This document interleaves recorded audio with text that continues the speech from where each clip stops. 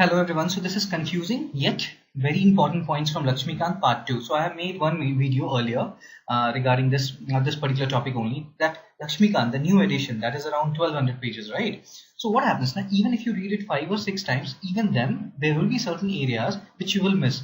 Everybody will miss, and there is no such thing like you may feel that, dude, I have made mistake here. Believe me, people do make mistakes in Laxmikanth or in polity whenever questions comes, because the topics are too much. The polity has, too much vastness, so that's why we make mistakes. So in these videos I will try to point out those areas which we generally skip, because everybody reads Laxmikanth. There's no need to make videos on chapters of Laxmikanth, because they are very well summarized in those areas, right?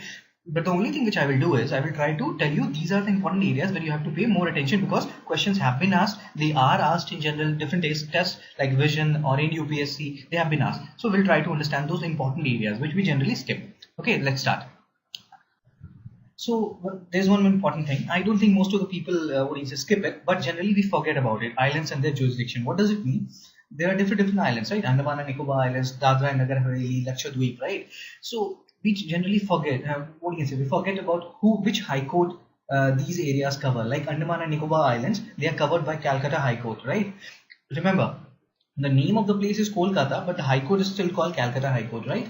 Dadra and Nagar Haveli, it is under Bombay High Court, right? Similarly, Lakshadweep is under Kerala High Court or Kerala High Court.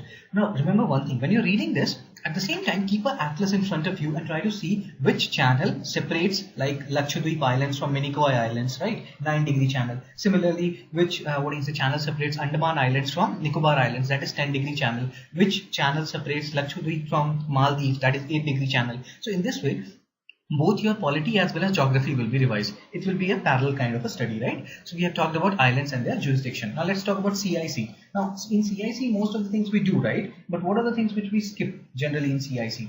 So what is the appointment and removal process of CIC? So they are appointed as well as removed by President. So what does it mean? So see, generally there is a term which is called pleasure of President. You are appointed and you remain in office during the pleasure of President. So that happens when you are appointed as well as removed by President, right?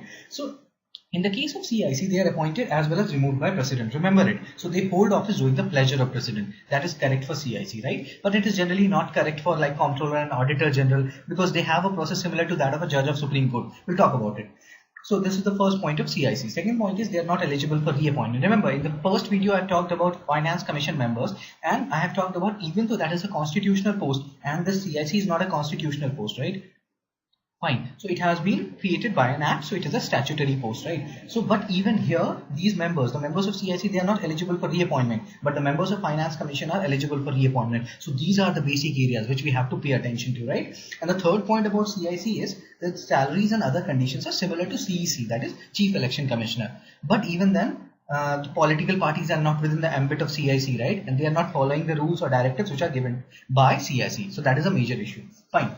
Now these are areas which are very important from prelims point of view, so do pay attention to it. Now, other point is about tribunals. Very important chapter, very small chapter in Laxmikanth, 3-4 pages, but important chapter. So two articles deal with it, Article 323A and 323B. 323A is about those tribunals which can only be established by Parliament, and 323B is about those tribunals which can be established by both Parliament as well as state legislature. Now what are the examples of tribunals under 323A which are established only by Parliament? The examples are CAT, that is Central Administrative Tribunal, which under which all of us people, all of public servants will be going through the whole process, right? Whole removal and all those processes. So CAT and NGT, that is National Green Tribunal. So these are under 323A and 323B. So see, remember one thing. So the other point about 323A or tribunals, created by Parliament is there is no hierarchy of tribunals. So there is no hierarchy of tribunals under 323A. What does it mean? It should not be like there is a Bada NGT and Chota NGT or something like that. No, NGT, there will be no hierarchy in NGT, National Green Tribunal, because it has been established by 323A. Although it can have branches, and branches are not synonymous with hierarchy, right? So that is the whole thing. But hierarchy can exist in 323B, which are established by both Parliament and state legislature. So that is the thing about this 323A, 323B and tribunal established under it. Remember it. Because generally we skip this tribunal chapter because we feel that, yeah, who will study? I don't want to study. But 3-4 pages are there. Do read it. Questions can come on it, on this particular portion, right? Okay. Now let's talk about RPA 1951. So RPA 1951, there was one question. Like generally we have seen that there is one MP or MLA and he is getting elected from 2-3 places. So see, the thing is, there is a section under RPA which determines from how many places you can contest at the same time and who can contest. Lok Sabha, Rajya Sabha, member of State Legislative Assembly, State Legislative Council. So Section 33, Clause 7 of RPA 1951 states that a person can contest a general election or a group of by-elections or biennial elections from a maximum of 2 constituencies, right? So even if you're a member of Lok Sabha or Rajya Sabha or Legislative Assembly or Legislative Council, you can contest from maximum of 2 constituencies only, right? You cannot contest from 3-4. Earlier they used to do that, but under Section 33, Clause 7 of RPA 1951, it has been limited, right? Fine. Now let's talk about Nota. So what is Nota?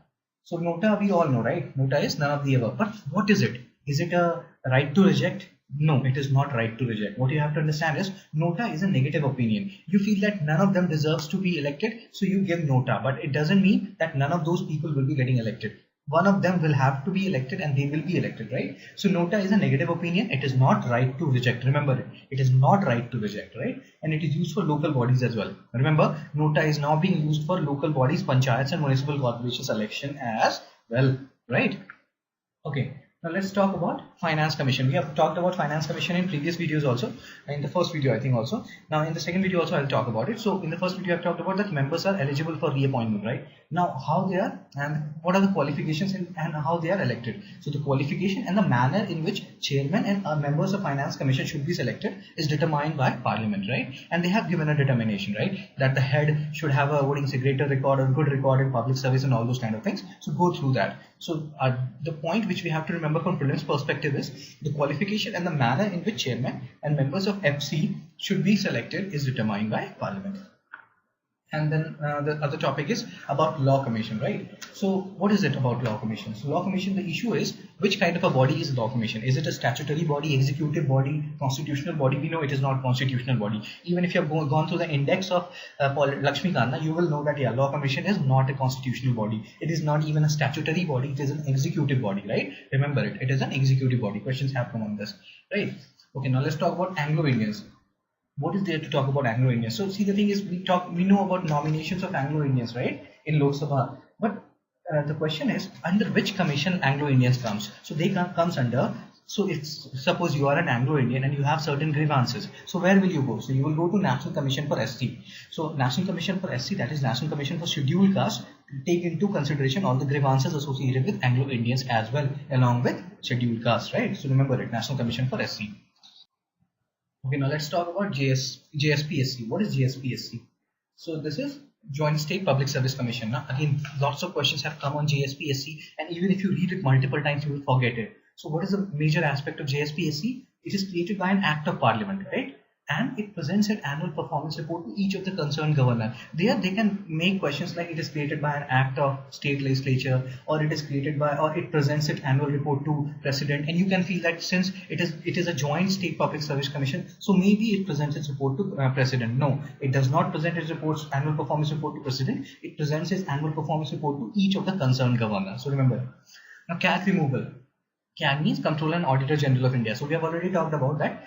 CAG removal is similar as Judge of Supreme Court, right? And how Judge of Supreme Court is removed? They are removed by a resolution which is passed by both House of Parliament with special majority. Special majority means there are different kind of majority, right? Do read about them also. What is special majority? What is simple majority? What is absolute majority, right? So special majority means 2/3 of the members present in voting, right? Majority of 2/3 members present in voting and majority of the House, right? So that is special majority. So CAG removal is similar to that of Judge of Supreme Court. That is a resolution passed by both houses of Parliament with special majority, either on grounds of proved misbehavior or incapacity. This proved misbehavior or incapacity will get repeated again and again in Indian polity. So remember it. Even if you forget about it, don't worry, but try to remember the process of removal of CAG, right? Okay, now Advocate General. Now Advocate General, does they hold office?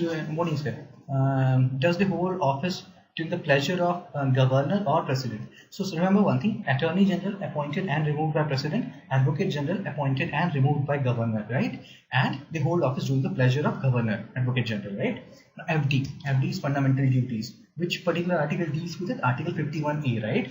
And on whom they are applied? They are applied on foreigners, or they are applied only on citizens. So remember one thing: these fundamental duties, they are applied or they are confined to citizens only.